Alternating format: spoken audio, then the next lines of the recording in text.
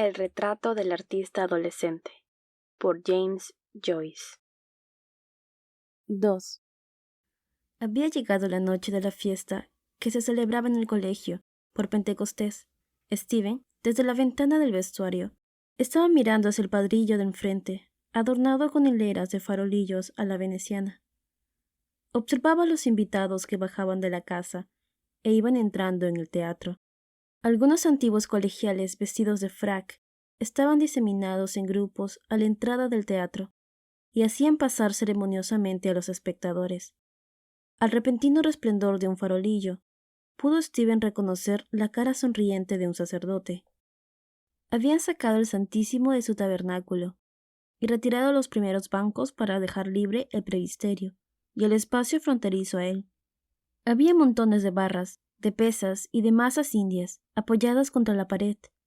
Las pesas cortas estaban apiladas en un rincón, y en medio de los innumerables montones de zapatos de gimnasia y de las masas oscuras y revueltas que formaban los jerseys, estaba en pie el caballete de voltear, macizo y enfundado en cuero, que esperaba su turno para ser transportado al escenario y puesto entre las filas del equipo ganador al fin de los ejercicios de gimnasia. Steven no tenía nada que hacer en la primera parte del programa, aunque, en atención a su fama como redactor de ensayos literarios, le habían elegido secretario del gimnasio, pero en la representación que formaba la segunda parte desempeñaba el principal cometido en el papel de maestro ridículo. Le habían elegido por razón de su estatura y de sus maneras graves, pues aquel era un segundo curso en el colegio de Belvedere y estaba ya en el penúltimo año. Un grupo de alumnos más pequeños, vestidos con jerseys y pantalones blancos, entró pataleando por la puerta de la sacristía, procedente del escenario. La sacristía y la capilla estaban llenas de profesores y de alumnos que se afanaban en los preparativos. El sargento mayor, calvo y rollizo, estaba probando los muelles del caballo de volteo. Cerca de él, y observando con atención sus movimientos, había un joven delgaducho que iba a exhibir en la fiesta una serie de intrincados movimientos de masa. Llevaba un largo abrigo, y los extremos de las masas plateadas asomaban por las bocas de sus profundos bolsillos. Se oyó el ruido hueco de los instrumentos de madera, porque un nuevo equipo se presentaba a subir al escenario. Seguidamente, el prefecto, con aire excitado, fue empujando a los chicos a través de la sacristía, como un rebaño de patos, agitando nerviosamente los bordes de su sotana, y gritando a los rezagados que se dieran prisa. Al extremo de la capilla había un pequeño grupo de campesinos napolitanos, que ensayaban pasos de danza. Algunos hacían girar los brazos por encima de la cabeza, otros balanceaban unas cestas llenas de violetas artificiales.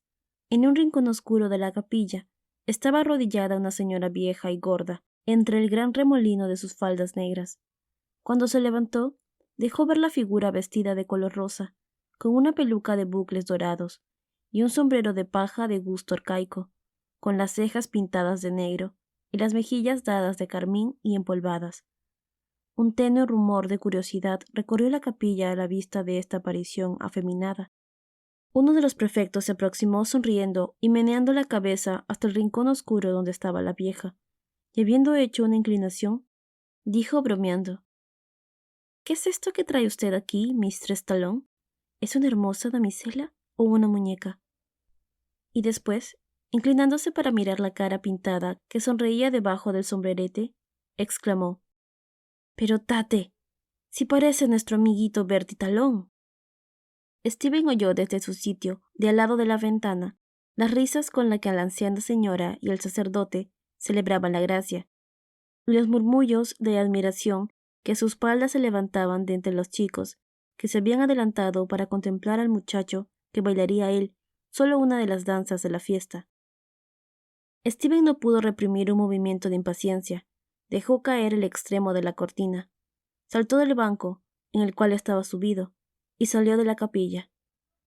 Atravesó el edificio del colegio y se metió bajo un cobertizo que orillaba el jardín. Del teatro, situado enfrente, venían las voces ahogadas de los espectadores, y luego, de pronto, el estrépito de bronce de la banda militar. La luz que salía a través del techo de cristal daba al teatro la apariencia de un arca iluminada, anclada entre casas como barcos arrumbados, y sujeta sus amarras por los finos cables de sus hileras de farolillos. Se abrió de repente una puerta lateral del teatro, y un dardo de luz corrió sobre la hierba. Un súbito estallido de música salió del arca, el preludio de un vals. La puerta se volvió a cerrar, y Steven solo pudo seguir el débil ritmo de la música. La expresión, la languidez, el aéreo movimiento de aquellos primeros compases evocaban en él la incomunicable emoción, causa de su desasosiego de aquel día y del arranque de impaciencia que le había conducido hasta allí. Su desasosiego brotaba de él como una onda de sonido. Con el fluir de la música, el arca se había puesto en movimiento, arrastrando tras sí, al arrancar, sus amarras de farolillo. El movimiento cesó al estallar un ruido como de una artillería diminuta. Eran los aplausos que saludaban la aparición en la escena de un nuevo equipo de gimnastas. Una manchilla de luz rosada brillaba en el extremo del cobertizo, y al irse acercando, llegó a sentir un tenue olor aromático. Dos muchachos estaban fumando allí, al resguardo de una puerta, y antes de llegar a ellos, pudo reconocer la voz de Eron. «¡He aquí el noble de Dédalus!», gritó una voz gutural y fuerte. «¡Bienvenido sea nuestro fiel amigo!». La bienvenida terminó en una carcajada sin alegría, en tanto que Eron se deshacía en zalemas. Después se puso a repiquetear en el suelo con su bastón. «¿Aquí me tienes?», dijo Steven, deteniéndose y paseando su mirada de Eron al otro que estaba con él. Este último le era desconocido, pero al resplandor de los pitillos pudo entrever su rostro pálido y afectado, sobre el que se deslizaba lentamente una sonrisa, y su largo talle y el sombrero hongo con que se tocaba. Eron no se preocupó de hacer una presentación, sino que en su lugar dijo: «Precisamente le estaba diciendo a mi amigo Wallis lo divertido que sería si tú imitaras esta noche la voz del rector en tu papel de maestro. Sería un golpe estupendo». Eron hizo en honor de Wallis un intento poco lucido de remedar la pedantesca voz debajo del rector, y riendo él mismo de su fracaso, le dijo a Dédalus que lo hiciera él. «Anda, Dédalus, anda, que tú lo imitas estupendamente. Aquel que no quiera obedecer a la iglesia, sea para ti como el paga no y el publica no». La imitación fue estorbada por una leve expresión de desagrado por parte de Wallis, cuya boquilla tiraba mal. «Caray con la lata de la boquilla», dijo quitándosela de la boca, sonriendo y frunciendo las cejas con aire tolerante. «Se está atracando a cada paso. ¿Tú usas boquilla?» «No fumo», dijo Steven. «No», dijo Eron. «Dédalus es un joven modelo. Ni fuma, ni va a las kermeses, ni coquetea».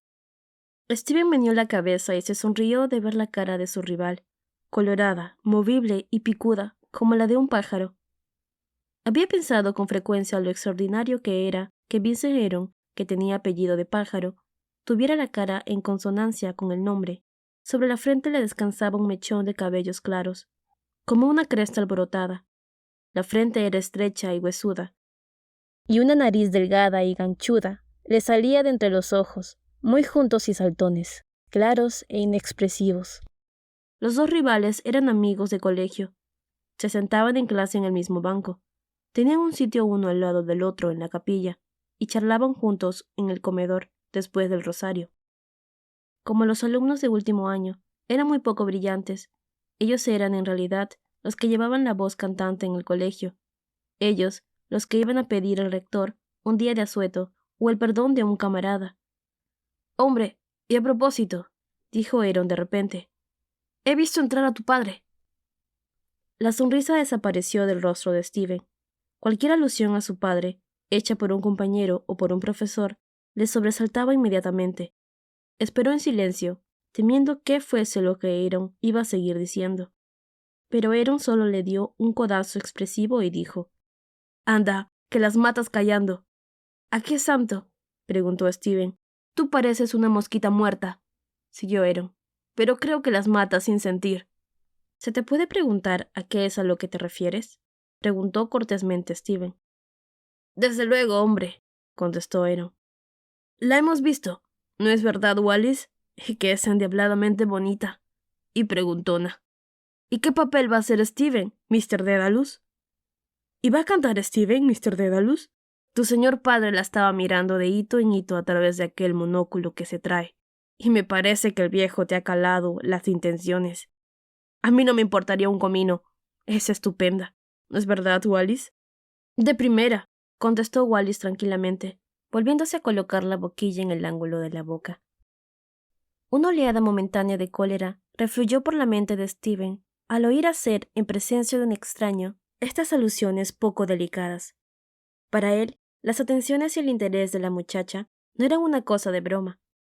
En todo el día no había pensado en otra cosa más que en la despedida en el estribo del tranvía la noche de Harold Cross, en las fluctuantes emociones que le había producido, y el poema que con este motivo había escrito.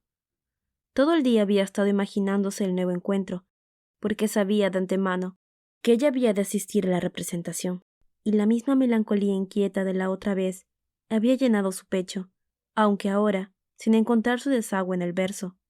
El desarrollo y la experiencia de 2 años de adolescencia, interpuestos entre aquel entonces y lo presente, le impedían ahora semejante expansión.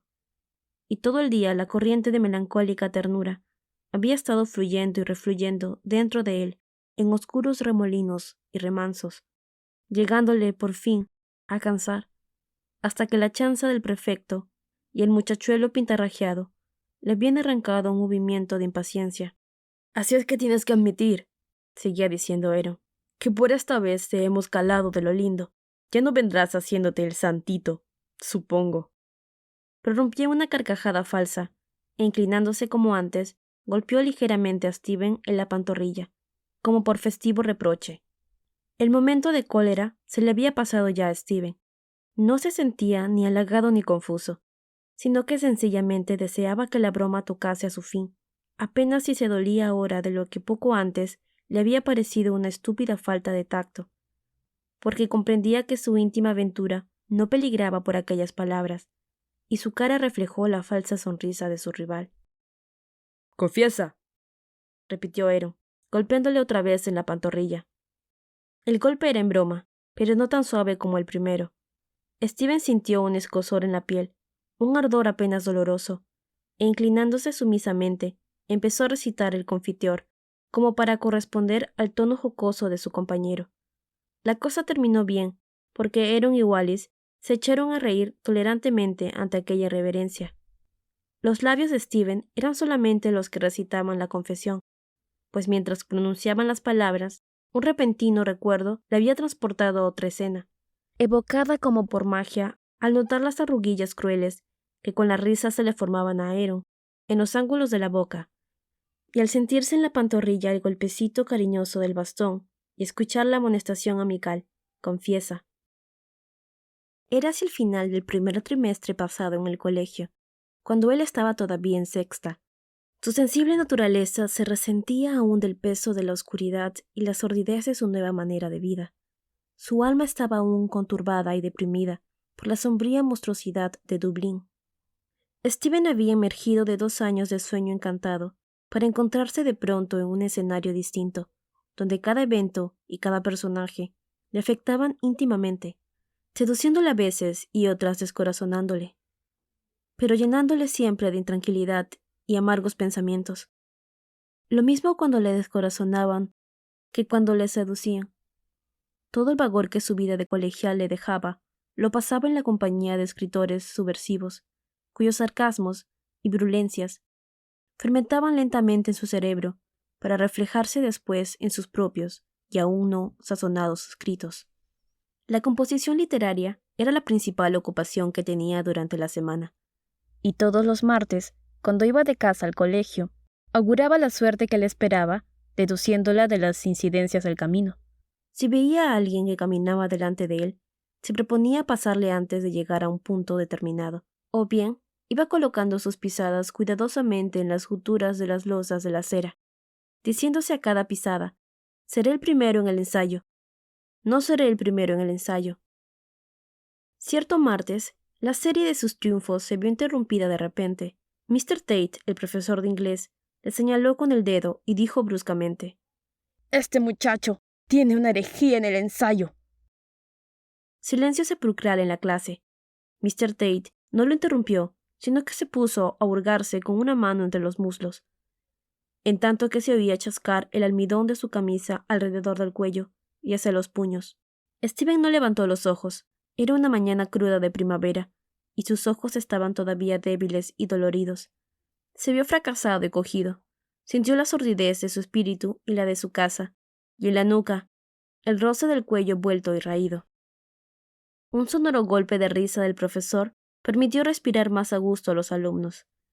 Quizá no se ha dado usted cuenta. ¿En dónde está?, preguntó Steven. Mr. Tate dejó de hurgarse y extendió el escrito. Aquí. Es hablando del Criador y del alma. Sin que nunca pueda llegar a aproximarse. Eso es una herejía. Steven murmuró. He querido decir, sin que nunca puedan llegar a alcanzarse. Era someterse. Mr. Tate se apaciguó y doblando el ejercicio se lo alargó diciendo: Bueno, alcanzarse. Eso ya es otra cosa. Pero la clase no se había apaciguado tan prestamente. Aunque nadie le habló del incidente después de la clase, Steven pudo notar a su alrededor una especie de alegría malévola. Unos días después de este tropiezo, iba Steven al anochecer con una carta en la mano por el camino de Drumcondra, cuando oyó una voz que gritaba: ¡Alto! Se volvió y pudo distinguir entre las sombras crepusculares a 3 de sus compañeros que le salían al paso. Aaron, que era el que había gritado, avanzaba entre sus 2 acompañantes, hendiendo el aire con un bastoncillo delgado a compás de las pisadas. Su amigo Bolland marchaba al lado de él, con una sonrisa forzada en el rostro, mientras que el otro, Nash, venía unos cuantos pasos traseros, resollando a causa de la velocidad de la marcha y haciendo oscilar su gran cabezota rojiza. Ya reunidos todos, se internaron por la calle de Clonleaf. Inmediatamente se pusieron a hablar de libros y escritores, diciendo los libros que estaban leyendo y cuántos volúmenes tenían en la librería del padre de cada uno. Steven les estaba escuchando con cierta extrañeza, porque Bolland era el azote de la clase, y Nash el vago por excelencia de la misma. En efecto, después de charlar algún tiempo sobre autores favoritos, Nash se declaró por el capitán Marryat, que, según dijo, era el más grande escritor. «Quita», dijo Aaron. «Pregúntale a Dédalus. Dédalus, ¿cuál es el más grande escritor?» Steven notó el sarcasmo de la pregunta y dijo: «¿En prosa?» Sí. «Creo que Newman». ¿El cardenal Newman?, preguntó Bolland. «Sí», contestó Steven. A Nash se le amplificó en el rostro pecoso la sonrisa doblada, al mismo tiempo que volviéndose a Steven decía: «¿Y a ti, Dédalus? ¿Te gusta el cardenal Newman?» Hay mucha gente que afirma que Newman es quien tiene el mejor estilo en prosa, dijo Aaron, para que se enteraran los otros 2. Pero desde luego no es poeta. Y dinos, Aaron, ¿cuál es el mejor poeta?, preguntó Bolland. Lord Tennyson, indudablemente, contestó Aaron. Claro, Lord Tennyson, dijo Nash. En casa tenemos todas sus poesías en un libro. Al oír esto, Steven olvidó todos los propósitos de callar que había estado haciendo, y exclamó: «Poeta Tennyson. Querrás decir un versificador». «Quítate de ahí», dijo Aaron. «Todo el mundo sabe que Tennyson es el mejor poeta». «¿Y quién es, según tu parecer, el mejor poeta?», preguntó Bolland, dándole con el codo a su vecino. «Byron, desde luego», contestó Steven. Aaron tomó la iniciativa rompiendo a reír, despectivamente, y los otros 2 se le unieron.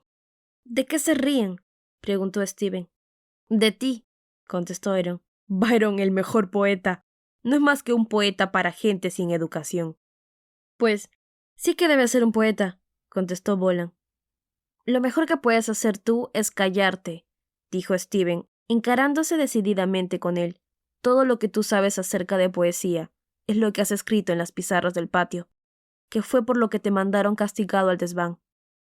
Se decía en efecto que Bolland había escrito en las pizarras del patio un pareado acerca de un compañero que acostumbraba volver del colegio a casa a caballo en un pony. Tyson iba a caballo hacia Jerusalén. Se cayó y se hizo daño en el culipulén. Esta embestida hizo callar a los lugartenientes, pero Aaron continuó: Por lo menos no me negarás que Byron es herético e inmoral. Me tienes sin cuidado lo que sea, exclamó vivamente Stephen. ¿Te tienes sin cuidado el que sea herético o no?, dijo Nash. ¿Qué es lo que entiendes tú de eso?, saltó Stephen. No has leído un verso en tu vida, a no ser en una traducción. Ni tú ni Boland tampoco. ¡Atención! ¡Sujétenme bien a este hereje!, exclamó Aaron. En un instante Stephen se encontró prisionero. Tate te despabiló de lo lindo el otro día cuando aquello de la herejía que tenías en la composición. Ya se lo diré yo mañana, dijo Boland. ¿Tú?, exclamó Stephen. Te guardarás muy mucho de abrir la boca. ¿Y eso? ¿Cómo que te va la vida? ¡A callarse!, gritó Aaron, fustigando en la pierna a Stephen con el bastón. Esta fue la señal para el ataque. Nash le trabó los brazos por la espalda, mientras que Boland cogía un troncho de col que yacía en el arroyo. Stephen, debatiéndose a patadas, bajo los bastonazos y los golpes del troncho nudoso, fue empujado contra una alambrada erizada de pinchos. Confiesa que Byron no valía nada. ¡No! Confiesa. ¡No! Confiesa. ¡No! ¡No! Al fin, tras una serie de embestidas, logró desasirse. Sus verdugos huyeron en dirección al camino de Jone, riendo y mofándose, mientras él, medio cegado por las lágrimas, echó a andar vacilantemente, crispando los puños enfurecido, sollozando. Y ahora, mientras recitaba el confiteor, entre las risas indulgentes de los otros dos, y mientras las escenas de este ultrajante episodio pasaban incisivas y rápidas por su imaginación, se preguntaba por qué no guardaba mala voluntad a aquellos que le habían atormentado. No había olvidado en lo más mínimo su cobardía y su crueldad, pero la evocación del cuadro no le excitaba el enojo. A causa de esto, todas las descripciones de amores y de odios violentos que había encontrado en los libros le habían parecido fantásticas. Y aún aquella noche, al regresar vacilante hacia casa, a lo largo del camino de Jone, había sentido que había una fuerza oculta que le iba quitando la capa de odio acumulado en un momento con la misma facilidad con la que se desprende la suave piel de un fruto maduro. Permanecía de pie con los otros dos compañeros en el extremo del cobertizo, atendiendo vagamente a su charla o a los estallidos de los aplausos que venían del teatro. Ella estaba sentada allí, entre el público, esperando tal vez a que él apareciese.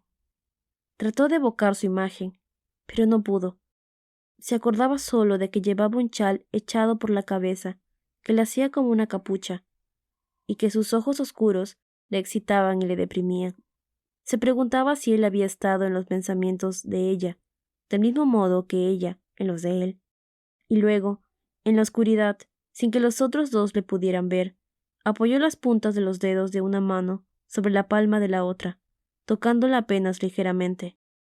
Mas la presión de los dos dedos de ella había sido más ligera y más firme. Y de repente, el recuerdo de aquel roce le atravesó el cerebro y el cuerpo como una invisible onda. Un muchacho vino corriendo hacia ellos a través del cobertizo. Llegaba excitado y sin aliento. «Anda, Dédalus», gritó, «que Doyle está a la mar de enfadado contigo. Tienes que ir inmediatamente a vestirte para la representación. Anda, date prisa». «Irá cuando le dé la gana», contestó Aaron al mensajero, arrastrando desdeñosamente las palabras.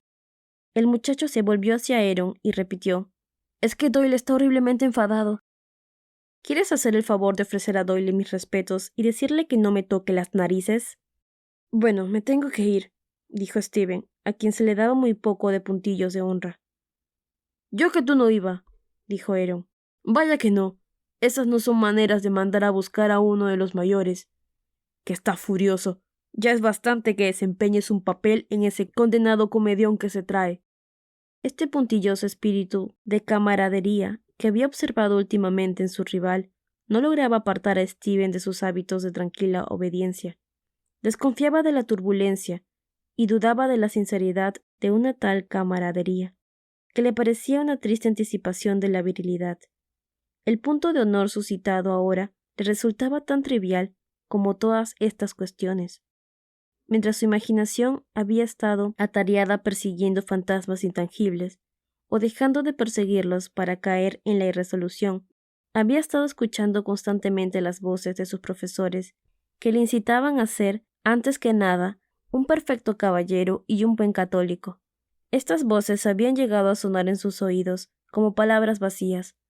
Al abrirse el gimnasio, había oído otra voz que le mandaba ser fuerte, viril y saludable, y cuando el movimiento a favor de un renacimiento nacional se había comenzado a sentir en el colegio, otra voz le había invitado a ser fiel a su patria y ayudar a vivificar su lenguaje y sus tradiciones. En lo profano, lo proveía. Había otra voz que le invitaría a reconstruir con su trabajo la derruida hacienda de su padre, y entretanto, la voz de sus compañeros le mandaban ser buen camarada, encubrirlos en sus faltas, interceder por su perdón y hacer todos los esfuerzos posibles para obtener días de asueto para el colegio. Y era el zumbido vacío de todas estas voces lo que le hacían titubear en la persecución de sus propios fantasmas. Solo les prestaba atención por algún tiempo, y era feliz cuando podía estar lejos de ellas, fuera del alcance de su llamamiento, solo o en compañía de sus propios y fantasmales compañeros. En la sacristía estaban un jesuita rollizo y de cara lustrosa, y un viejo de traje azul raído, ocupados en resolver en un cajón de coloretes y lápices de caracterizar. Los chicos que habían sido ya caracterizados se paseaban de un lado a otro, o parados o como estupefactos, se pasaban furtivamente los dedos por la cara. En medio de la sacristía, un jesuita que estaba pasando unos días en el colegio se balanceaba rítmicamente, poniéndose de puntillas y dejándose caer otra vez sobre los talones, todo con las manos muy metidas en los bolsillos de la sotana y estos echados hacia adelante. Su cabeza, pequeña, adornada de rizos rojizos y lustrosos, y su cara recientemente afeitada, iban bien con la impecable corrección de su sotana y con sus irreprochables zapatos. Al observar esta figura oscilante y tratar de descifrar la sonrisa burlona del religioso, le vino a Stephen a la memoria una cosa que había oído decir a su padre antes de que le enviaran a Clonwells, que se puede siempre reconocer a un jesuita por el corte de su traje. Y en el mismo momento pensó que le parecía reconocer una semejanza entre la manera de ser de su padre y la de aquel jesuita bien vestido y sonriente. Y tuvo certeza de algo como una profanación del oficio de jesuita, y aún de la misma sacristía, cuyo silencio había oído ante la charla en alta voz y el bromear, y cuya atmósfera estaba llena del olor pungente de los mecheros de gas y de la grasa. Mientras que el viejo le pintaba arrugas en la frente y le embadurnaba las mejillas de negro y de azul, Stephen escuchaba distraído la voz del jesuita rollizo, que le recomendaba que hablara alto y que recalcara bien los pasajes graciosos. Se oía la banda que tocaba el lirio de Guillarme, y comprendió que el telón se iba a levantar dentro de muy pocos minutos. No sentía ningún miedo de salir al escenario, pero le humillaba la idea del papel que iba a desempeñar. El recuerdo de algunos de los pasajes hizo que un rubor repentino subiese hacia sus mejillas pintadas, y vio los ojos de ella, pensativos y llenos de promesas, que le miraban desde la sala. Y esta imagen barrió todos sus escrúpulos, dejando su voluntad presta. Parecía que se le había infundido otra nueva naturaleza, que el contagio de la animada juventud que bullía a su alrededor se le había metido a él también en el alma y transformado aquella desconfianza malhumorada que de ordinario tenía. Por un momento se vio revestido de la verdadera vitalidad juvenil y mezclado entre bastidores con los otros, participó de la alegría común en medio de la cual los robustos padres izaron el telón que se fue elevando a tirones y todo torcido. Momentos después se encontró en el escenario, entre las deslumbrantes luces de gas y la decoración borrosa, representando delante de las innumerables caras del vacío. Le sorprendía el ver que la comedia, que en los ensayos parecía una cosa deslavazada y sin vida, había cobrado de repente vida propia. Parecía ahora que la comedia se representaba sola, y que ellos solo ayudaban con sus papeles.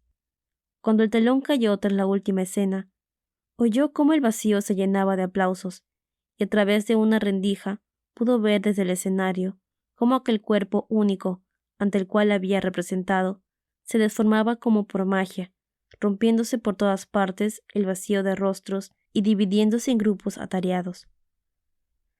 Abandonó rápidamente la escena, se despojó de su disfraz y atravesando la capilla, entró en el jardín del colegio. Ahora que la representación había terminado, sus nervios excitados exigían una nueva aventura. Se precipitó hacia adelante como para atraparla.